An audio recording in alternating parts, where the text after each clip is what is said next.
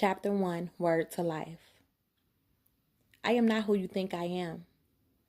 If you love me for the wrong reasons. Females tell me they love me because I'm tall. They love when I stand over them and look down.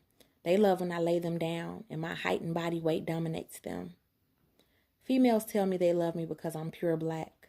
They say they never seen a black man so masculine, so pretty, so beautiful before. Females say they love my eyes. They're jet black too. Women claim they find a passion in them, so forceful that they'll do anything I say. Females tell me they love my body. They beg me for a hug, even when there's nothing between me and them. They want to be captured in my embrace and press their breasts against my chest. Some females ask if they can just touch me. Some tremble when my hands touch them. They say they love the muscles in my arms. They surrender when I lift them up. They whine and moan in rapture. Some cry their pleasure. Some shake. Some pee. Some of them even say they love the way my teeth look in my mouth and how my feet look in my kicks. Females tell me they love the way I walk, like I'm soon to own the world. Most females say they love that I'm quiet, then shiver when I finally talk. All of the women show me that they love my guns, the fact that I walk with two of them at times. Even the ones who get scared fall in love with their fear of me. Then they come at me even harder. Some females say I'm too serious, then shield their eyes to hide their feelings from the shine when I finally smile. I can't lie. I enjoy the good times that some of these women offer me, but I don't take them to heart. I know they don't really even know me. All the shit that they are in love with is just my style and my looks, all window dressing. I know that a man is his own beliefs, his own ideas and actions.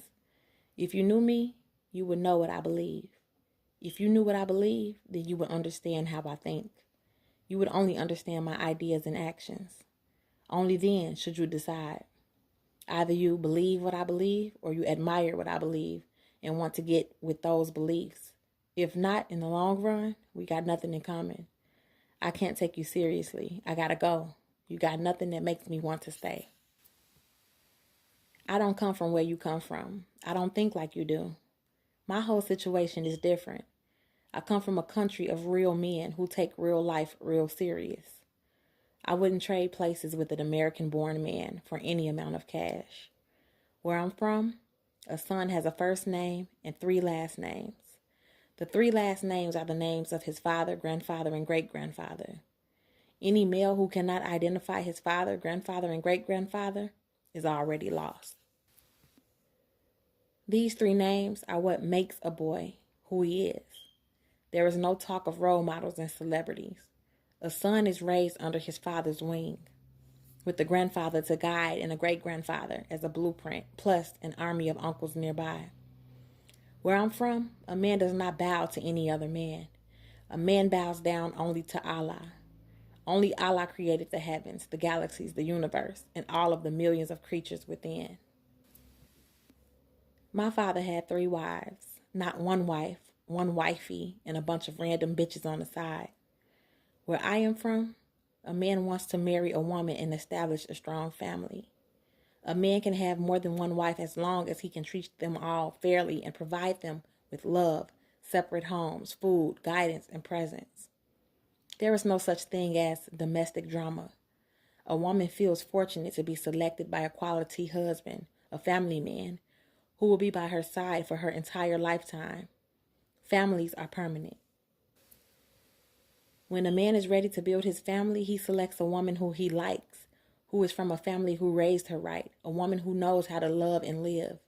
She has to be good for him, his beliefs and plans for life. Someone who brings him peace, progress, and pleasure. Then he is down for her, for real.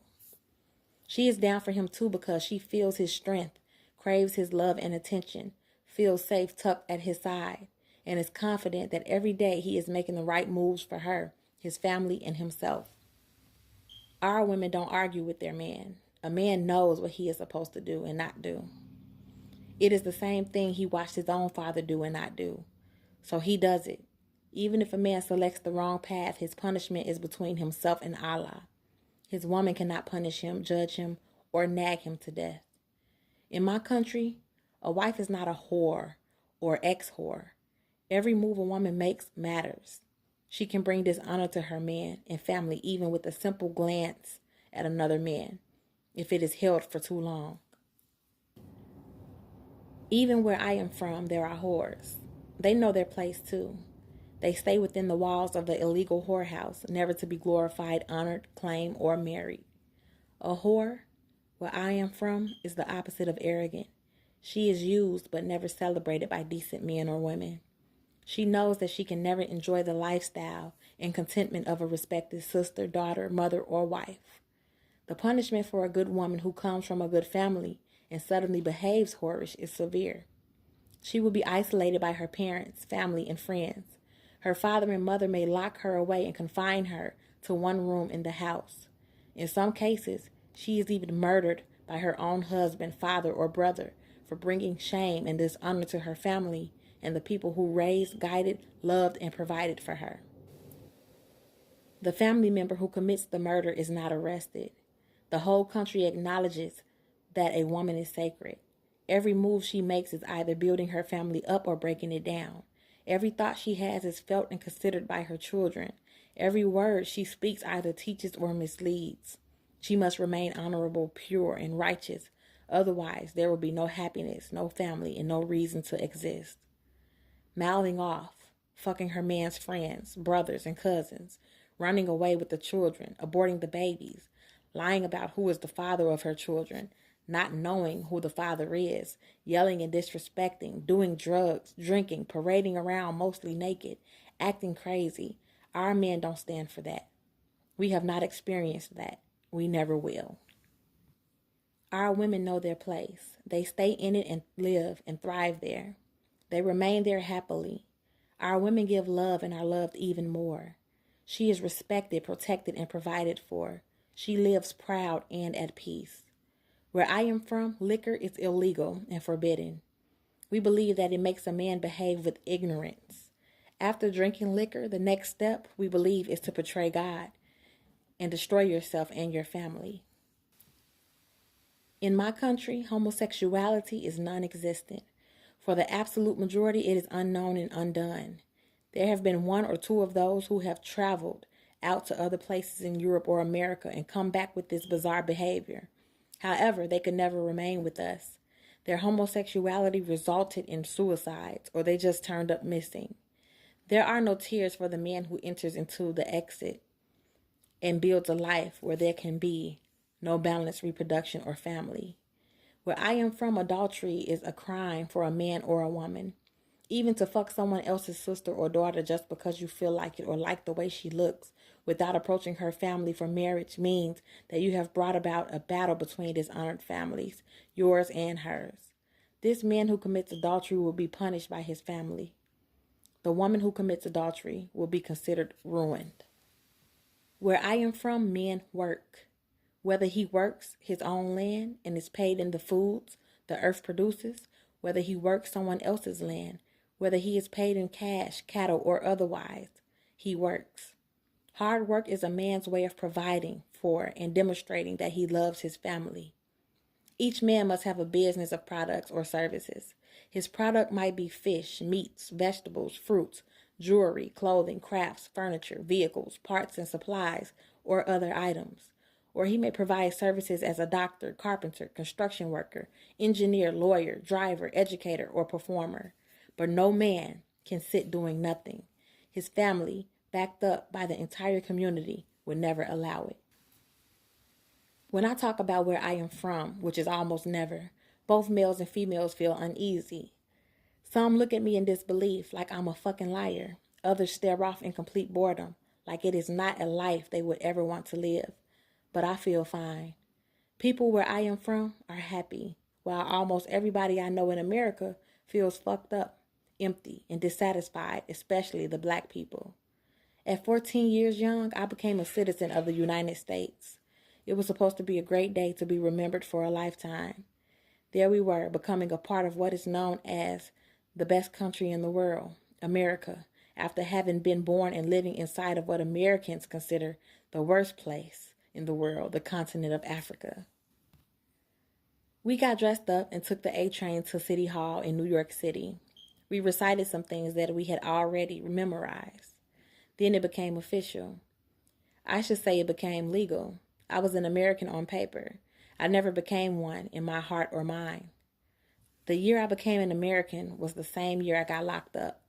I went from the projects to juvenile detention to prison. Each year I became more and more familiar with the American blacks, the ones who looked just like me. They range from very light skin to my rich dark color, as it is back home. When I first arrived, they were Afro-Americans, then blacks, then African-Americans, and eventually niggas. They talked like they were the most powerful, clever motherfuckers on the planet. They looked down on other blacks arriving from any other country in the world. They hated every accent besides their own. They was quick to catch an attitude and say some shit that I could tell they really knew nothing about. There was no real way for me to separate myself from them. We all looked the same, wore the same clothes, spoke the same slang, all united by our Air Jordan kicks. I don't talk a lot.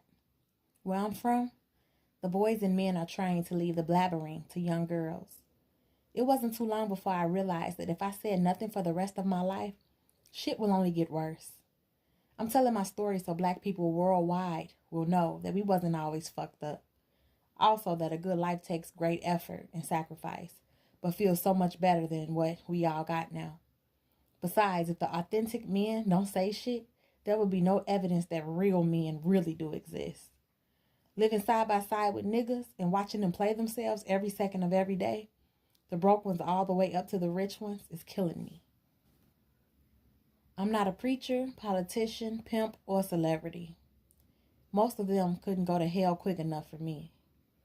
A man who doesn't say what he means or do what he says, craves attention and misuses it when he gets it, doesn't share what he knows and earns, deserves death. I am not who you think I am. My people are not who you think they are. Our culture and traditions are unknown to you. Sometimes it takes someone from the outside to show you how you look and do. If you're American born and raised, you're bound to get it twisted. You can't see yourselves or don't know yourselves. You're too accustomed to looking at life from only one fucked up angle. Everything you have ever seen or heard about Africa is wrong. My African grandfather taught me that the storyteller is the most powerful person in the world after God. My grandfather said, be careful who you listen to and what they are saying. The storyteller is clever and masterful and has already decided exactly what he wants you to think and believe. The storyteller has the power to make people feel good or bad about themselves. The storyteller has the power to make people feel strong or weak, ugly or beautiful, confident or defeated.